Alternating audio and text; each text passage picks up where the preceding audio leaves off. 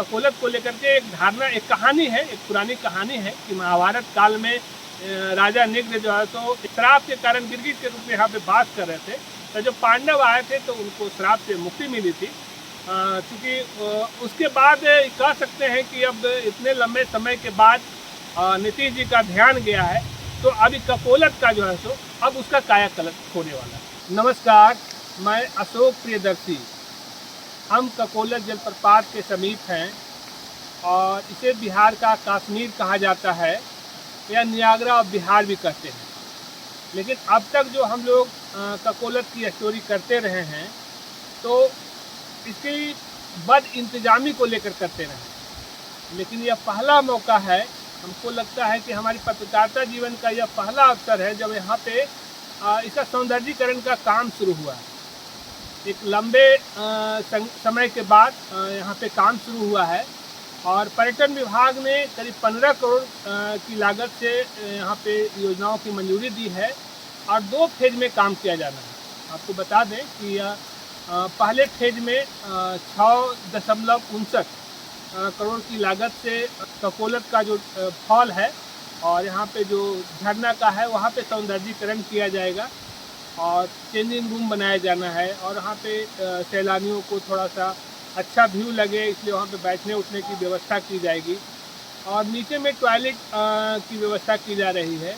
और सबसे बड़ी बात कि जो पत्थर खिसकने के चलते सितंबर माह से जो बंद था, यहाँ पे सैलानियों की आवाजाही बाधित थी, तो उसका काम चल रहा है। इसको स्टेबलाइज किया जा रहा है, यहाँ पे जाली से इसको बैरिकेड किया जाएगा ताकि कोई पत्थर स्लोपिंग ना हो, क्योंकि पत्थर गिर गया था बाढ़ के कारण, तो इसके चलते आवागमन बाधित हो गया था और खतरा हो गया था कि किसी समय अप्रिय घटना हो सकती है।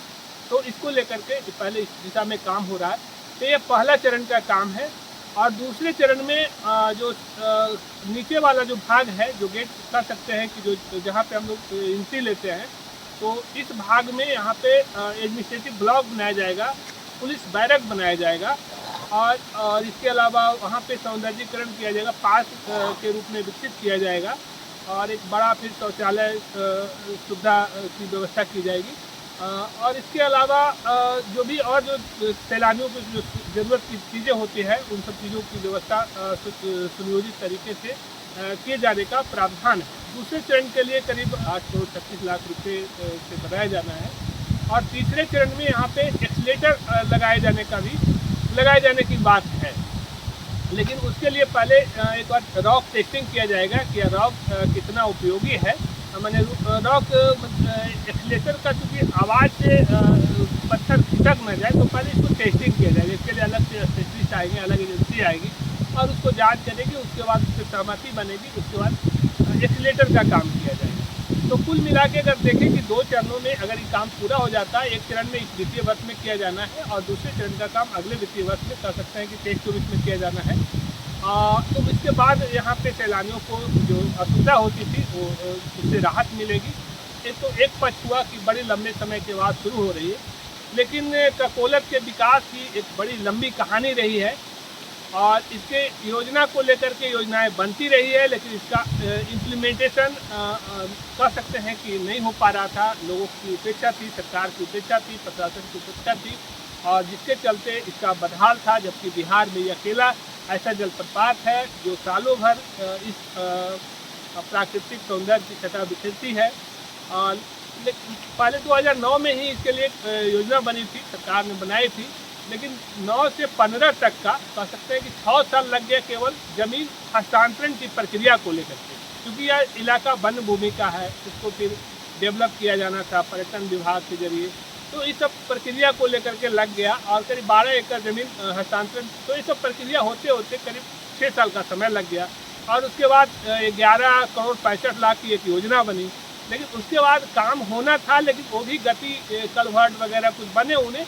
लेकिन 2018 में मुख्यमंत्री नीतीश कुमार 30 दिसंबर 2018 को यहाँ पर पहुँचे, तो एक बड़ा सा योजना का स्वरूप दिए कि नहीं यहाँ पे और व्यापक पैमाने पे काम किया जाएगा और उसके लिए 2224 करोड़ रुपए की योजना 2224 करोड़ 46 लाख रुपए की योजना की बात हुई, DPR बना, मंजूरी मिली।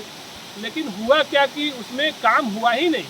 उसमें कुल मिला के सिर्फ सीढ़ी बना और कुछ कलवर्ट बने। और सबसे जानने वाली बात यह है कि 2022 के अप्रैल में जब विधानसभा में स्थानीय जो विधायक हैं गोविंदपुर के कामरान, तो जब मोहम्मद कामरान ने सवाल उठाया ककोलत के विकास को लेकर के, तो पर्यटन मंत्री उस समय थे नारायण प्रसाद। तो उन्होंने जवाब क्या दे दिया कि करीब 6 करोड़ रुपए की लागत से पर्यटकों की सुविधा की सारी सुविधाएं उपलब्ध करा दी गई। यहाँ पे पार्क बन गया और जो भी सुविधाएं, डाक बंगला बन गया, इसका सौंदर्यीकरण हो गया। लेकिन एक तरह से वो झूठ थी।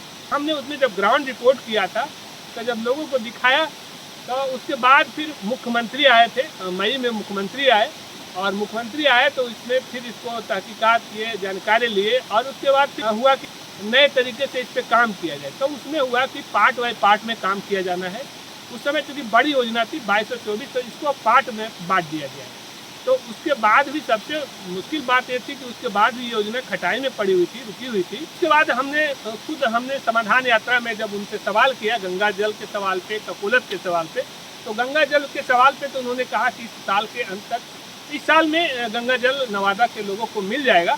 लेकिन ककोलत के सवाल पे वो चुप्पी साध गए थे, ठीक है काके निकल गए थे। ककोलत भी सर आपका बात जो रहा है, और इसी साल कुछ ही महीने में हो जाएगा। अभी तो हम घूम रहे हैं और हम तो कह ही चुके हैं कि एक बात को जान रहे हैं, और कभी आकर के हम खुद भी तो देख ही न लेंगे। हम सुझाव दिए इसको इस रास्ते से ले जाओ, वो तो अलग देख लेंगे, वो तो अलग चीज है। ककोलत पर भी ध्यान दिया जाए, ठीक। लेकिन शायद उनको लगा होगा कि ककोलत पे बहुत बार हम बोल चुके हैं, पब्लिकली बोलना सही नहीं होगा। लेकिन वो मीटिंग में ही समाधान यात्रा की जो मीटिंग हुई थी, अधिकारियों की मीटिंग हुई थी, और उस मीटिंग में ही एक तरह से मंजूरी प्रदान कर दिए, और उस मीटिंग के बाद से इसमें काम शुरू हो गया है। और यह लोगों के लिए एक बड़ी अच्छी बात है।